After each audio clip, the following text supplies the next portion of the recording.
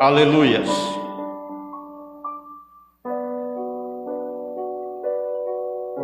Atos, a qual foi Lucas que escreve esta carta.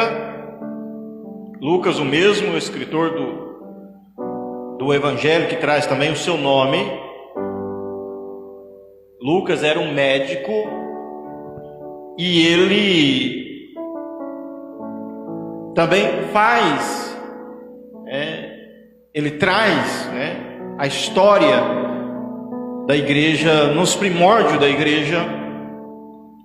Capítulo 13 de Atos diz assim: havia na igreja de Antioquia profetas e mestres, Barnabé, Simão, por sobrenome Níger, Lúcio de Cirene, Manaém, Colasso de Herodes, o tetrarca, e Saulo. E servindo eles ao Senhor e jejuando, disse o Espírito Santo: separai-me agora Barnabé e Saulo para a obra que eu tenho chamado. Então, jejuando e orando, impondo-lhes sobre ele as mãos, os despediram. Podeis assentar. Louvamos ao Senhor nessa noite pela palavra. Como eu disse, o tema que eu trago a vocês é o impacto do Espírito Santo nas nossas vidas. E a palavra impacto é bem apropriada para que aquilo que o Espírito Santo faz nas nossas vidas. A palavra impacto quer dizer chocar com força, arremessar. E sabemos que quando há uma colisão de dois corpos, de dois objetos, um deles não fica da mesma forma, ou ambos sofrem alguma alteração.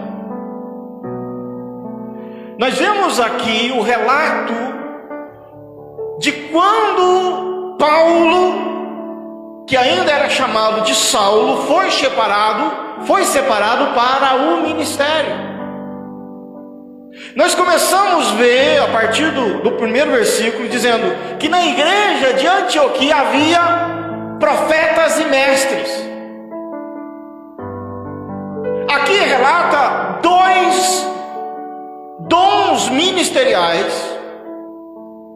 Paulo o enumera como 5 dons ministeriais lá em Efésios, dizendo que Deus separou alguns para apóstolos, outro para profetas, outro para pastores, outro para evangelistas e outro para mestres. Os 5 dons ministeriais da igreja. E Lucas enumera que 2 desses ministérios atuando para a separação desses obreiros. E ele diz que na igreja de Antioquia havia profetas e mestres, Barnabé, Simão, por seu nome Níger, Lúcio de Cirene. E no versículo 2 diz: servindo eles ao Senhor e jejuando, disse o Espírito: separai Barnabé e Saulo.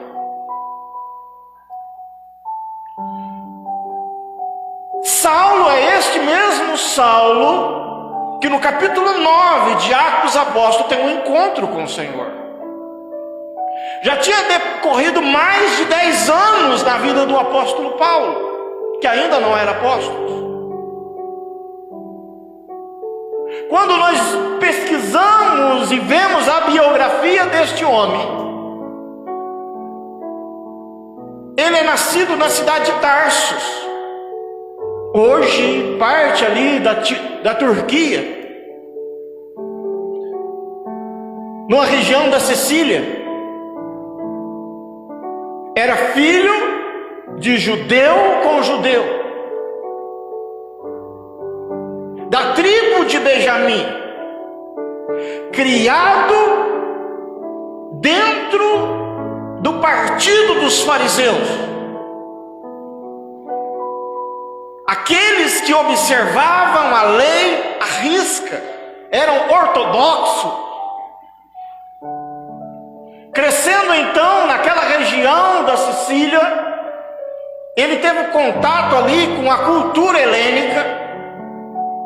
Então Saulo, ele era conhecedor de toda a cultura helênica, dos filósofos ali, dos gregos, da cultura dos gregos, do pensamento, das escolas de pensamentos grega, dos poetas, dos filósofos. Ele lia e falava o hebraico, o aramaico, o grego e também o latim. Quando ainda jovem, ele é trazido então a Jerusalém para ser ensinado então aos pés de Gamaliel, um dos grandes ou o maior mestre da época da lei mosaica. Ele cresce no rigor, na observância da lei. Era um grande conhecedor da lei mosaica, poderia citar as passagens bíblicas, e além disso, ele era também um cidadão romano, que lhe conferia então um certo status diante dos governantes que dominavam a região da Palestina. Mas além disso tudo, ele era um judeu zeloso pela sua religião.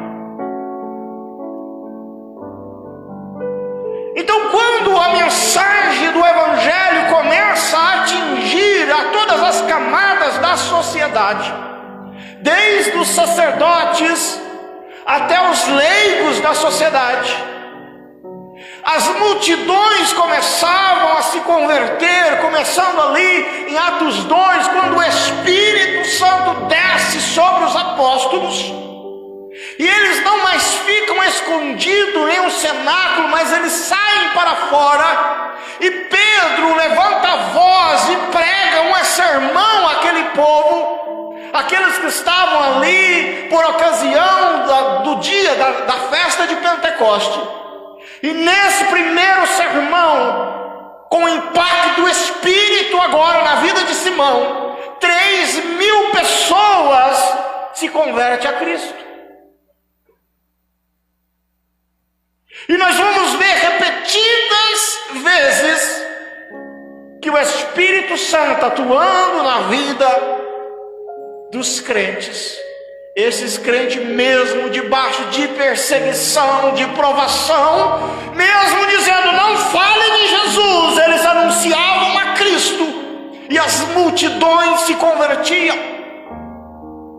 Nós vemos que Filipe desce a Samaria, prega o Evangelho a Samaria, e a Bíblia diz que ali havia grandes milagres, as pessoas se alegravam. E vai Pedro e João, desce ali para que eles também sejam cheios do Espírito Santo. Quando nós lemos a história do Espírito, quando nós vemos a história do Espírito Santo durante toda a era do Antigo Testamento, nós vemos que o Espírito Santo atuava de forma ali isolada na vida de indivíduos, seja ele os sacerdotes, seja ele os profetas. Mas Ezequias profetizou um tempo a qual o Espírito Santo não atuaria mais de forma externa às pessoas, mas atuaria de forma interna às pessoas, levando elas a uma mudança de comportamento, levando elas a mudança de coração, tirando o coração de pedra e colocando o coração de carne, tirando um espírito morto e dando um espírito vivo. Jesus, quando ensinava aos seus discípulos, ele ensinou e falando sobre o Espírito Santo, ele diz: o Espírito da verdade que o mundo não pode receber. habitará em vós. O mundo tem uma atuação do Espírito Santo de forma externa, convencendo mediante a palavra do Evangelho, convencendo eles do pecado, da justiça e do juízo. Mas uma vez este homem tendo um encontro real com Jesus, aceitando a Cristo como Salvador, esse Espírito então vem habitar dentro dele, fazer morada dentro dele, habitação, templo do Espírito, e agora haverá uma mudança visível na vida desta pessoa. O apóstolo Paulo, antes de ser apóstolo, ele era um perseguidor da igreja. Eu fico imaginando os crentes da época, quando se reuniam para orar, e eles diziam: olha, a luta, a perseguição está cada vez mais difícil. Ontem os nossos irmãos foram arrancados de suas casas e levados às cadeias. E quem lidera tudo isso é um homem chamado Saulo, um homem zeloso pela lei. E eu fico imaginando como esses crentes oravam para este homem. Eu fico imaginando, será que eles oravam dizendo: Senhor, leva esse homem, mata esse homem, tira esse homem? Mas se eles eram cheios do Espírito Santo, eu sei que eles oravam: Senhor, salva esse homem, transforma este homem, reverte a nossa situação. Paulo teve contato com o Evangelho diversas vezes. A Bíblia relata que o primeiro mártir da igreja, Estevão, era um homem eloquente em palavra, conhecedor do Evangelho, que tinha a unção do Espírito Santo na vida dele. E quando ele então é apedrejado, quem estava ali consentindo com a morte de Estevão era Saulo. Saulo, ele segura nas suas mãos as capas, seria ali as túnicas daqueles que lançavam pedra em Estevão. Ele estava presente ali. Ele presenciou quando Estevão olha para o céu cheio do Espírito Santo e diz: eu vejo os céus abertos, e eu vejo o Filho de Deus assentado à destra de Deus Pai. Eu sei que isso impactou a vida de Paulo, mas mesmo o Espírito Santo atuando externamente na vida de Paulo, a filosofia, o conhecimento, a religiosidade o impedia de reconhecer o senhorio de Cristo. A Bíblia relata em Atos 9 que um dia Saulo, dirigindo a Damasco, tendo ali cartas autorizadas pelos líderes, ele indo a cavalo, de repente um clarão aparece no céu, ele cai do cavalo, o cavalo ali se assusta e derruba ele no chão, e uma voz diz para ele: Saulo, Saulo, por que me persegues?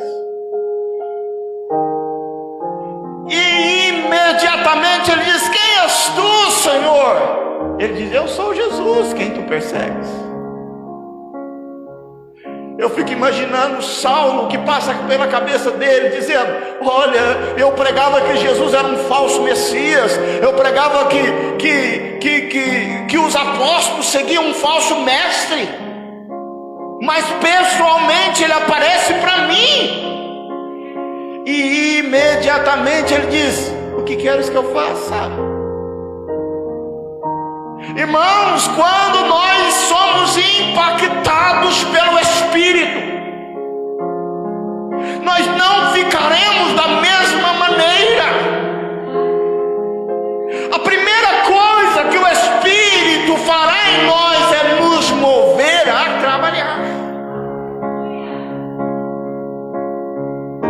Ainda ontem eu estava conversando com uma pessoa,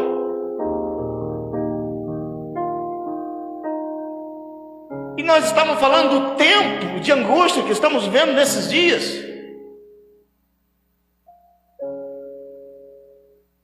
Que é um tempo de nós brilharmos. Temos palavras de ânimo, de esperança para aqueles que estão desesperados. E muitos estão assim, ó. Eu quero ser crente só para ir para o céu. Já está bom. Nós não somos chamados a ser crente apenas para ir para o céu. Esse momento da nossa vida cristã aqui é um treinamento.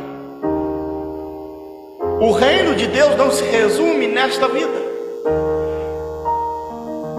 A Bíblia diz: se esperarmos Cristo apenas por essa vida, somos os mais miseráveis de todos os homens. Jesus, ele ensina, e os ensinamentos de Jesus é sobre o reino de Deus. Ele prega sobre o reino de Deus. E ele diz: o reino de Deus não é terreno, mas é espiritual. E um dia se manifestará em toda a sua totalidade nessa terra. E a Bíblia diz que nós reinaremos com Cristo nesse reino. Então comece a treinar o seu reinado. Comece a ser treinado pelo Espírito. Comece a usar da autoridade já hoje. Porque você está achando que quando você for para a glória, você vai ficar sentado ali numa nuvinha, com a harpinha na mão, tocando cânticos. Não, é serviço, é trabalho. A Bíblia diz que nós serviremos ao Senhor. Esse mundo passará. Haverá novos céus e nova terra. O primeiro céu, a primeira terra já se passaram, e o mar já não existe mais. E João diz: eu vi a cidade santa, Nova Jerusalém, que descia do céu. E diz lá: e o mar já não existe, já não existe mais o sol, porque o próprio Deus ilumina toda a casa. E ele diz que nós serviremos ao Senhor. Aleluias! Essa é a nossa esperança. Essa é a bendita esperança da igreja. Os tempos de tribulação passarão. Os tempos de angústia cessarão. A Bíblia diz que Ele enxugará dos nossos olhos toda lágrima. Ali não haverá mais dor, não haverá mais choro, não haverá mais pranto. Aleluias! E nós vemos então que quando Saulo tem esse encontro com o Senhor, ele cai no chão. Ele cai cego fisicamente, mas espiritualmente os seus olhos espirituais são abertos para a realidade do mundo espiritual. Ele não enxergava mais fisicamente, mas espiritualmente enxergava. Ele é conduzido então ali a uma rua chamada direita, e ao mesmo tempo Deus está tratando com um dos seus discípulos. Simeão está lá orando. Aliás, Ananias está orando, e Jesus aparece para ele em uma visão dizendo: vai à rua direita, que tem lá um homem chamado Saulo. Aí ele falou: peraí, Senhor, Saulo? Aquele perseguidor? Sim, este Saulo. Ele vai padecer nas minhas mãos, mas será um instrumento nas minhas mãos. A Bíblia diz que então Ananias vai até aquele lugar e diz: Saulo, Jesus me apareceu e mandou que eu viesse orar por você. Glória a Jesus. Deixa eu achar aqui. A partir do versículo 15. Mas o Senhor lhe disse: vai, porque este para mim é um instrumento escolhido, 9:15, para levar o meu nome perante os gentios e reis, bem como perante os filhos de Israel, pois eu lhe mostrarei o quanto importa sofrer pelo meu nome. Então Ananias foi, e entrando na casa, impôs sobre ele as mãos e disse: Saulo, irmão, o Senhor me enviou, a saber, o próprio Jesus, que te apareceu no caminho onde vinhas, para que recupere a vista e fique cheio do Espírito Santo.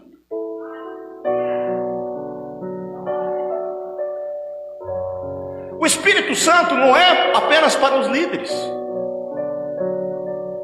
para os pastores, para os evangelistas. O Espírito Santo é para todos aqueles que creem no nome do Senhor. A Bíblia diz que o Espírito Santo almeja ter comunhão com seus filhos. A Bíblia diz que aquele que não tem o Espírito Santo, esse não é filho de Deus.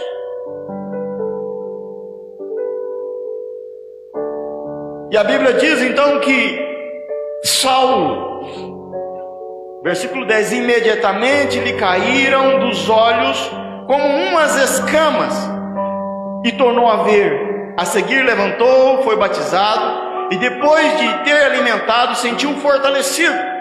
Então permaneceu em Damasco por alguns dias com os discípulos. Mas olha para você o versículo 20. E logo pregava na sinagoga a Jesus, afirmando que este é o Filho de Deus. Ora, todos que ouviam estavam atônicos e diziam: não é este o que exterminava em Jerusalém os que invocavam o nome de Jesus? E para aqui veio precisamente para o fim de levar arrancados para os principais dos sacerdotes? De perseguidor, agora o Espírito Santo transformou, impactou a vida de Saulo. E ele agora torna um pregador do Evangelho.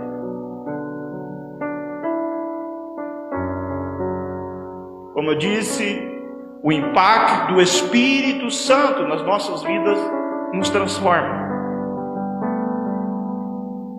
Ele nos muda.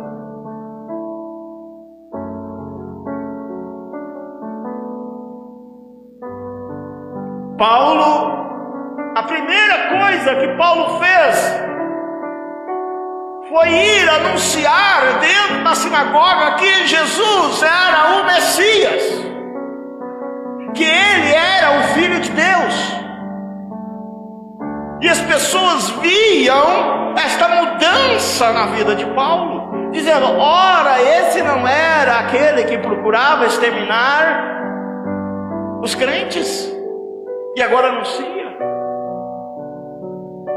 Não é assim que muitas vezes nós vemos: ora, não é aquele que traficava, que roubava, que prostituía, agora está com a Biblinha debaixo do braço, agora é um santarrão.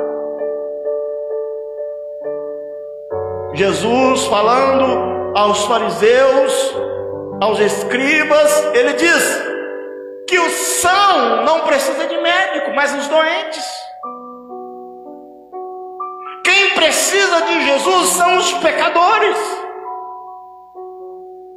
são aqueles que estão atolados no pecado, são aqueles que já não têm mais esperança. E Deus tem o poder de salvar pecadores ainda, de transformá-los e fazer deles instrumento nas suas mãos.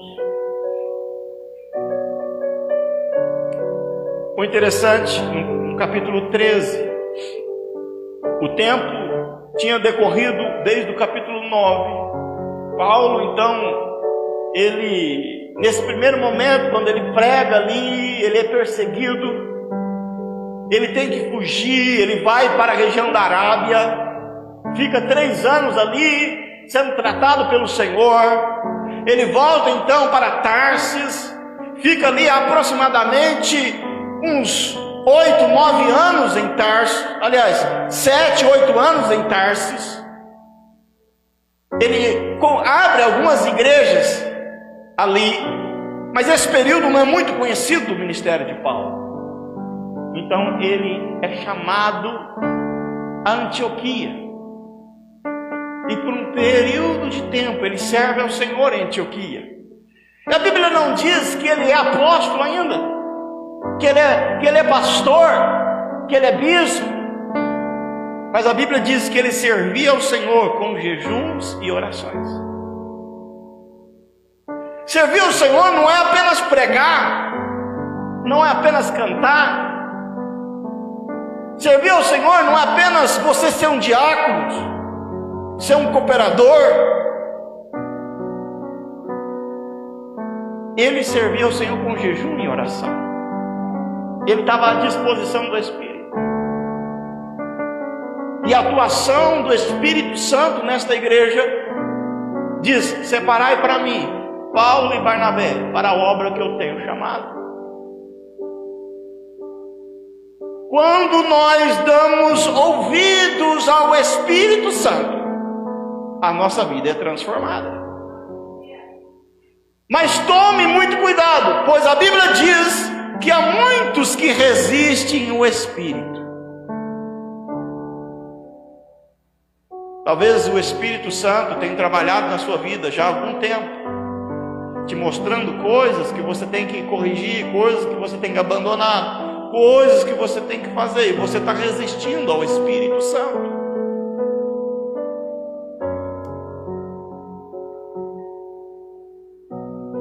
Talvez você está dizendo: eu estou preparado já para esse ministério. E o Espírito Santo está dizendo: você precisa ser tratado por um período.